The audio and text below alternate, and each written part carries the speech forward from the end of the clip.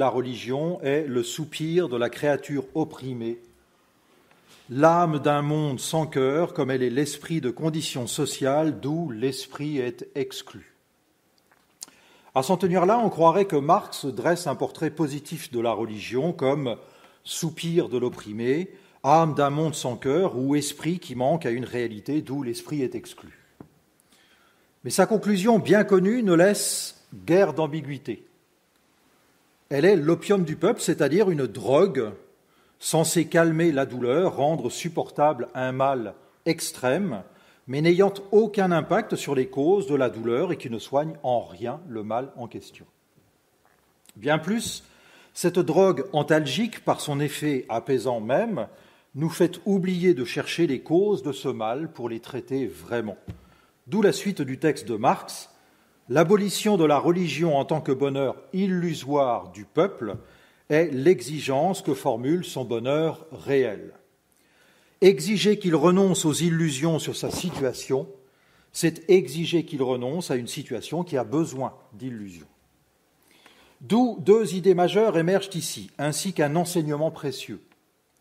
D'une part, la religion est une promesse de bonheur illusoire du peuple, qui empêche de travailler à son bonheur réel. De même que l'opium, en faisant taire le symptôme douloureux, laisse croire que le mal a disparu, la religion, en promettant un monde meilleur dans l'au-delà, rend supportable le monde d'ici-bas. D'autre part, le bonheur réel ne pourra être accessible que si l'on élimine les illusions, dont celles liées à la religion, afin de travailler à la transformation du monde réel. L'enseignement, c'est que ce n'est pas le caractère consolateur de la religion que condamne Marx, mais la confusion qui en résulte dans la représentation que le peuple se fait de la réalité. Ce que vit le peuple réellement n'a pas à ses propres yeux à être changé, corrigé, réformé, puisque, étant dans l'espérance et l'attente d'une autre réalité dans l'au-delà, au sens strict du terme, il ne vit pas réellement dans le monde qui lui est fait ici-bas. Le peuple se console par le fait de vivre déjà par anticipation dans une réalité parallèle qui lui fait accepter sa condition actuelle. Au-delà de sa visée de la religion, la formule de Marx garde une étonnante actualité pour nous. Si l'on pense que c'est en réalité le fait de tout pouvoir, en particulier politique, que d'user de représentations fantasmées afin de maintenir son autorité sur une foule assez crédule pour y adhérer. Fondamentalement, si l'on y regarde bien, le pouvoir est d'abord une question de croyance. Qu'elles aient ou non un rapport avec la religion, et souvent d'ailleurs, elles n'en ont aucun, auquel on peut être amené par la consommation de toutes sortes d'opium. Comprenons donc deux choses. La première, c'est qu'il y a une forme de déréalisation du pouvoir qui semble inhérente à son exercice. Il est toujours l'objet de représentations diverses qui en déforment l'apparence et empêchent de voir ce qu'il est vraiment. D'où, deuxième chose, son caractère paradoxal et la nature contre-intuitive de ses principaux ressorts. L'efficacité du pouvoir tient moins à la contrainte physique qu'il peut exercer sur les individus qu'aux images que ceux-ci s'en font et qui emportent leur adhésion. Comme si tout pouvoir, par l'opium qu'il diffuse lui-même, créait une sorte de dépendance chez les individus. Au cours du XVIe siècle, deux œuvres au moins ont décrit le pouvoir en nous donnant à sentir ce que Churchill appelait les odeurs de cuisine. Dans le discours de la servitude volontaire, publié en 1576, Étienne de la Boétie dit explicitement, et dès le titre de l'ouvrage, que le pouvoir d'un tyran sur son peuple ne vient pas tant de son usage de la force que de l'acceptation par le peuple de sa servitude. Sans le vouloir expressément, la force de l'habitude, au moins, amène celui-ci à ne pas le contester. Au-delà, pour parvenir au maintien du peuple dans la servitude, Le pouvoir dispose de plusieurs outils, notamment ceux que la Boétie désigne sous le nom générique de droguerie, qui anticipe joliment la référence de Marx à l'opium. Ainsi explique-t-il, je cite, « Les théâtres, les jeux, les farces, les spectacles, les gladiateurs, les bêtes curieuses, les médailles, les tableaux et autres drogues de cette espèce étaient pour les peuples anciens les appâts de la servitude, la compensation de leur liberté ravie, les instruments de la tyrannie. » Autant dire que le problème est de tous les temps et que la nature de l'exercice du pouvoir ne change pas. La Boétie précise toutefois que, hors le peuple, les plus instruits goûtent depuis toujours et pour toujours à d'autres types d'opium. Les honneurs, notamment, avec quoi le tyran les transforme en courtisans à sa main. L'actualité nous familiarise avec le nom d'oligarque, dont on aimerait savoir si, en tant que socle sur lequel se fonde le pouvoir, il ne pourrait pas être le point faible également du tyran. Plus de 40 ans plus tôt, en 1532, était paru Le Prince, texte posthume de Nicolas Machiavel, mort en 1527.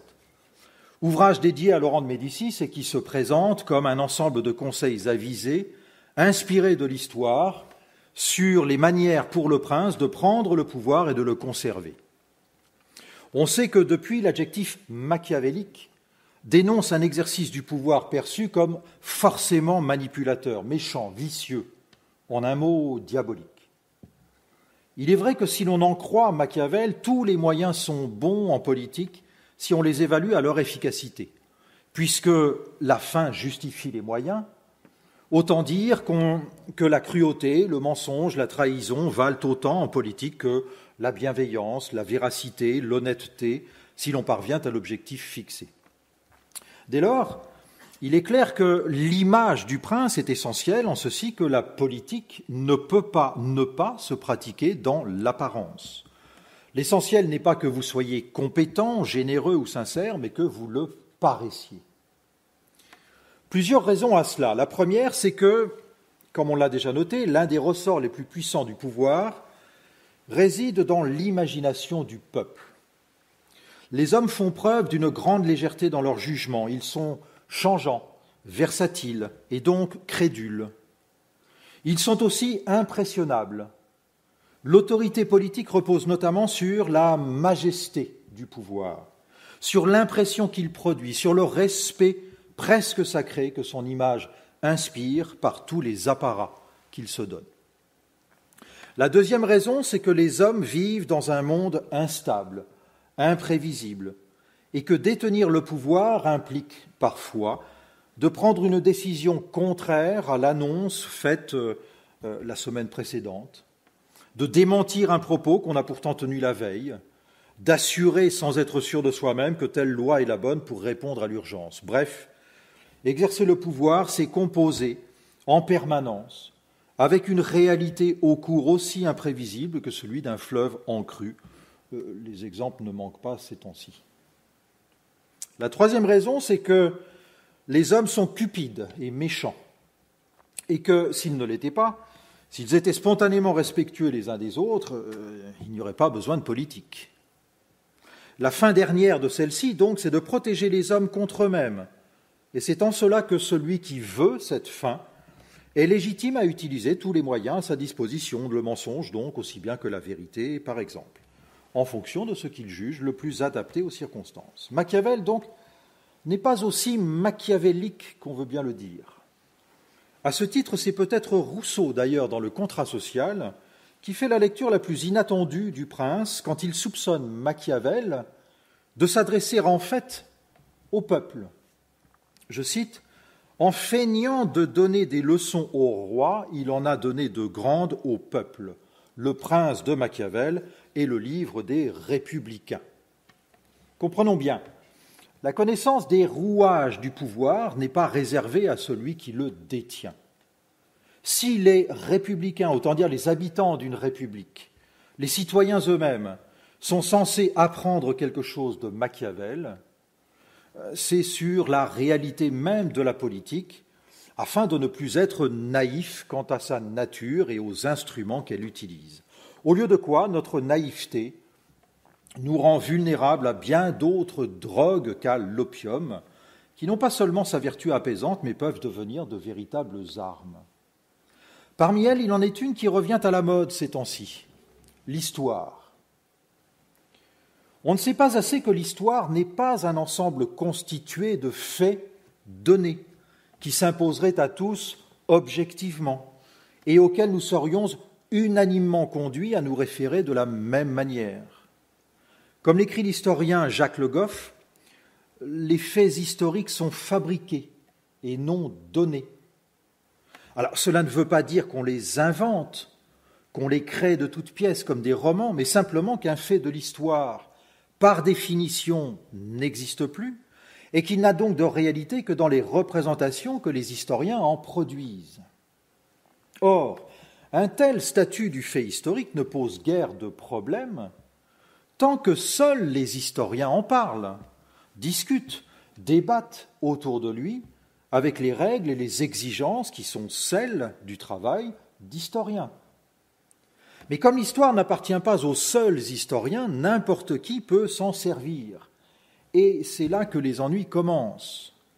Comme l'avait déjà noté Paul Valéry en 1931 dans Regard sur le monde actuel, je cite, « L'histoire est le produit le plus dangereux que la chimie de l'intellect ait élaboré.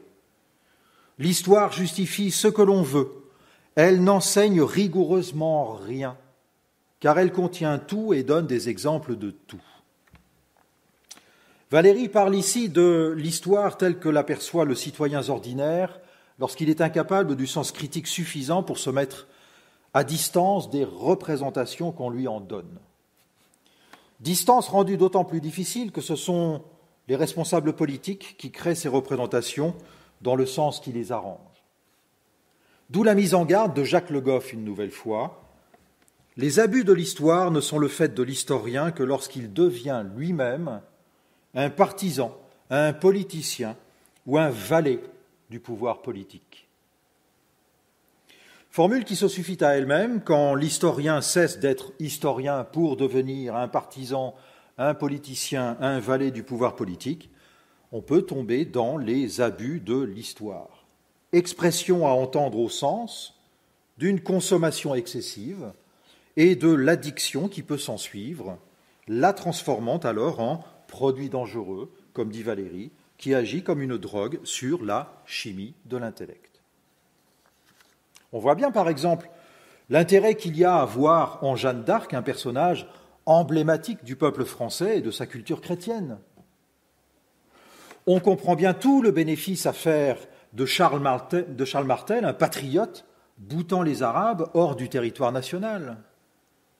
Quant à revendiquer les Gaulois comme nos ancêtres, cela tombe sous le sens et ça permet de comprendre tant de choses sur ce que nous sommes et sur ce que sont les autres, tellement différents qu'on ne peut pas les confondre avec nous, c'est-à-dire les concilier avec nous. Bon, sauf que ces représentations, bien sûr, ne nous viennent pas telles quelles du passé, mais sont la projection sur le passé de préoccupations qui sont les nôtres, ou du moins de préoccupations qu'on a eues à des époques bien postérieures. L'idée de peuple français, par exemple, n'effleure pas l'esprit de Jeanne d'Arc. Charles Martel n'a aucune conscience de jouer un rôle dans la constitution de la nation et n'a pas la moindre idée d'un soi-disant grand remplacement dont, par avance et comme par prémonition, il nous aurait préservé il y a près de 1300 ans. Quant aux Gaulois, ils ne sont nos ancêtres que depuis le XIXe siècle, lorsque Napoléon III, en pleine période de tension franco-allemande, dut trouver un peuple distinct des Francs, ancêtres des Allemands, pour nous trouver une origine, ce qui est très injuste d'ailleurs vis-à-vis de tous les autres peuples contemporains des Gaulois, Celtes, Helvètes, Burgondes, Visigoths, Francs, Normands, etc., semblent n'être pour rien dans ce que nous sommes.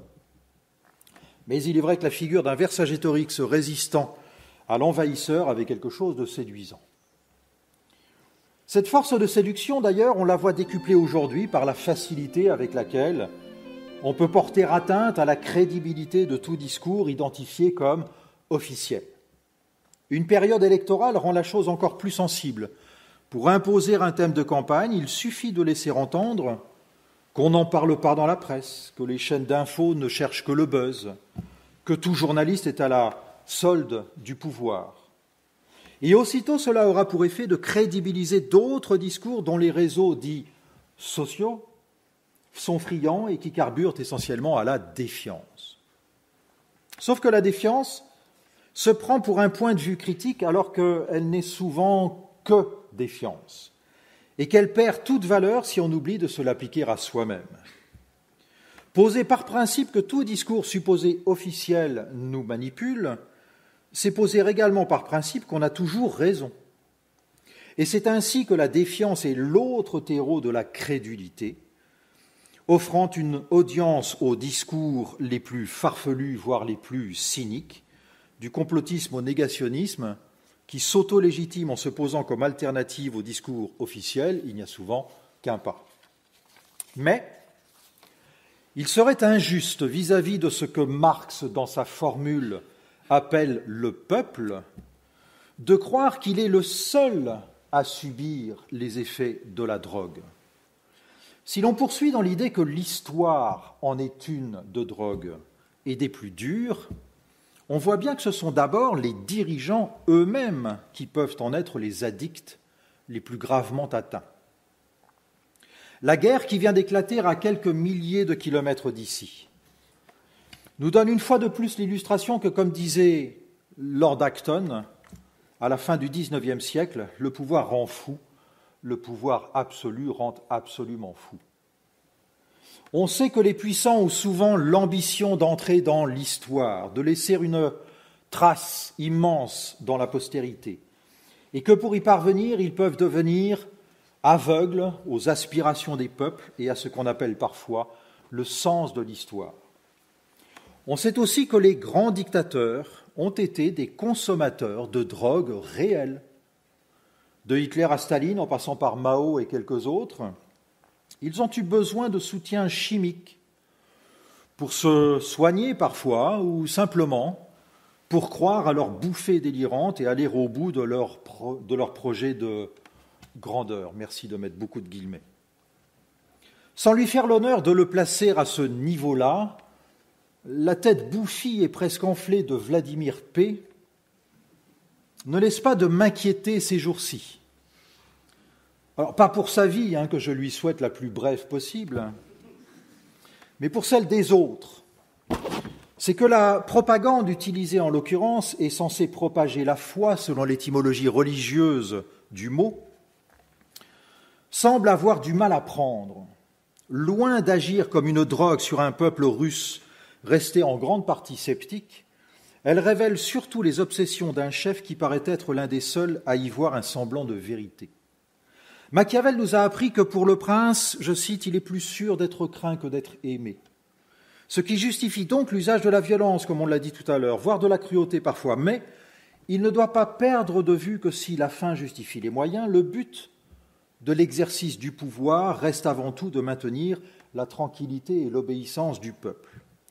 Un mauvais usage des instruments de l'autorité, un mauvais dosage dans les ingrédients de la propagande, et il court le risque de s'attirer la haine, comme dit Machiavel. Autre leçon du penseur florentin, même si le mot est trop moderne pour qu'il ait pu l'utiliser, le pouvoir est d'abord une question de psychologie. Et l'une des qualités à attendre du grand homme politique est la lucidité, la clairvoyance sur le moment de l'histoire qu'on est en train de vivre. Les événements tragiques qui se déroulent aujourd'hui même ne semblent pas prendre la direction que leur instigateur avait prévue. Mais ils nous permettent au moins d'espérer, et pourquoi pas de parier, qu'il est possible au peuple de rappeler à leurs dirigeants que de telles qualités ne font pas bon ménage avec la prise de stupéfiants. Lundi dernier, 14 mars, à Novosibirsk, en Russie, un monsieur a été arrêté par la police en pleine rue parce qu'il portait une feuille blanche devant lui. Il demande évidemment de s'identifier. L'homme s'identifie. Il dit, vous n'avez pas le droit, selon la nouvelle loi, vous n'avez pas le droit simplement de vous tenir debout. Mais je ne fais que tenir une feuille blanche, comme vous voyez. En guise de protestation, on l'amène. Cet homme-là est arrêté. il encourt quelques mois, voire quelques années de prison. Merci.